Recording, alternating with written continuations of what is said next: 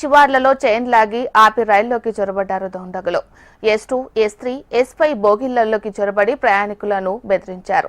వారి దగ్గర నుంచి 30 తులాల బంగారం, నగదు స్వాధీనం చేసుకున్నారు.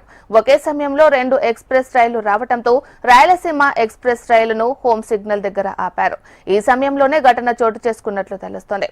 తిరుపతి చేరుకున్న అనంతరం అక్కడి GPR పోలీసులకు బాధితులు ఫిర్యాదు చేశారు. ఘటనపై రైల్వే ఎస్పీ రాహుల్ మీనన్ పోలీసులను ఆరా తీశారు. మరి ఇదే అంశానికి సంబంధించి మరింత సమాచారాన్ని మా ప్రతినిధి ప్రవీణ్ అందిస్తారు. ప్రవీణ్, మీనాక్షి, చాలా రోజుల తర్వాత మరోసారి గుత్తి సమీపంలో దొంగలు రైల్లో చొరబడి దోపిడీకి పాల్పడిన ఘటన ఆలస్యంగా వెలుగుతుంది. ఇవాళ తెల్లవారుజామున 3 గంటల సమయంలో రాయలసీమ ఎక్స్ప్రెస్ ఏదైతే నిజామాబాద్ నుంచి తిరుపతికి వస్తున్న రాయలసీమ ఎక్స్ప్రెస్ లో ఒకసారిగా దొంగలు చొరబడ్డారు. గుత్తి సమీపంలో సిగ్నల్ కోసం ఆగి ఉంచిన ఒక ట్రైన్ లోకి ఒకసారిగా చొరబడ్డారు.